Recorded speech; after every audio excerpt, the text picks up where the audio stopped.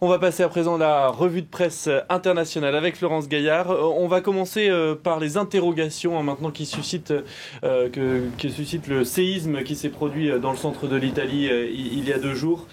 Interrogations qui sont relayées, on imagine, dans la presse italienne notamment. Voilà, la presse italienne est focalisée sur les dégâts humains et matériels de ce nouveau tremblement de terre. Et on commence avec le Corriere della Sera qui titre sur les 215 personnes sorties vivantes des décombres. On voit d'ailleurs cette photo de cette petite fille de 11 ans qui s'appelle Giulia, qui elle est vivante, un miracle. Mais le journal italien souligne qu'il y a plus de victimes que de miracles. On en est au moins à 260 morts. Chez les Britanniques, The Guardian, on se demande pourquoi l'Italie est si mal préparée au séisme. Alors qu'elle est dans une zone, elle est située sur une zone à risque entre la plaque africaine et la plaque eurasienne. Régulièrement, la terre tremble. Je rappelle qu'il y a 7 ans, le séisme de l'Aquila avait fait plus de 300 morts. D'après The Guardian, 70% des immeubles en Italie ne seraient pas aux normes de sécurité. Une information qui est d'ailleurs confirmée par un sismologue interrogé par The Italian Insider. D'après Enzo Boschi, l'Italie serait très en retard dans la prévention. D'abord parce qu'il y a beaucoup de centres historiques. Ensuite parce que la mafia n'est pas très regardante quand elle fait construire des immeubles. Et enfin parce que ça n'est pas une priorité des pouvoirs publics.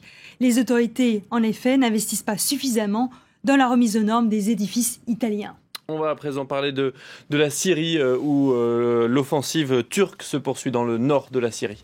À la une du Wall Street Journal, on voit un enfant turc qui regarde une nouvelle garnison de chars traverser la frontière pour aller combattre dans le nord de la Syrie. Les Turcs ont décidé d'engager leurs troupes au sol après l'attentat de Gaziantep revendiqué par l'organisation de l'État islamique. Donc officiellement, les chars turcs poursuivent les djihadistes. Mais selon un article de L'Orient le Jour repris dans Courrier International, le président Erdogan est en train de faire d'une pierre 4 coups. D'abord, il peut frapper les milices kurdes qui, selon lui, menacent le sud de la Turquie. Ensuite, il gagne en popularité auprès des Occidentaux qui font la guerre aux djihadistes. Après, il assoit son autorité dans son pays mais aussi dans la région. Et enfin, il soutient les rebelles syriens qui se battent contre le régime de Bachar al-Assad. Alors justement, Le Monde propose un reportage à Jabal al-Rous où combattent les rebelles syriens. Et les rebelles syriens sont partagés sur cette offensive turque. Certains se réjouissent de l'attaque lancée contre Daesh, mais d'autres soulignent qu'après la Russie et l'Iran et les frappes de la coalition internationale, le pays est de nouveau envahi par une force étrangère. Pour certains, c'est le retour des Ottomans en Syrie. Et on va, pour terminer, reparler du Burkini, mais dans la presse britannique, où on regarde tout cela avec beaucoup d'humour. Heureusement, les Britanniques, bon, il ne faut pas toujours rire avec le Brexit, mais les Britanniques ont de l'humour et sur un sujet aussi sérieux que le Burkini, ils arrivent à nous faire sourire. Alors le Times reprend d'abord le tableau de Delacroix, La liberté guidant le peuple, et vous voyez cette Marianne avec son voile, poursuivi par des policiers visiblement mal intentionnés, un François Hollande très vindicatif, un Nicolas Sarkozy mal intentionné, et tout ce monde s'apprête à piétiner le peuple français qui bronze tranquillement sur la plage.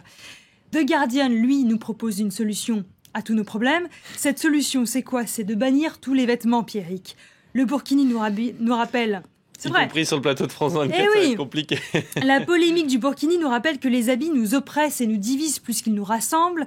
D'abord, au nom de la mode, la planète est maltraitée par des produits chimiques et du gaspillage à grande échelle. La mode nous donne aussi des complexes quand elle est trop chère et qu'on n'a pas la silhouette appropriée.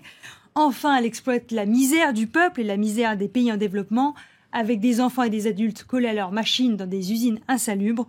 Conclusion, Pierrick, mettons fin à la dictature des vêtements et déshabillons-nous. Eh ben, on verra peut-être votre prochaine revue de presse sur France 24. On attend ça avec impatience.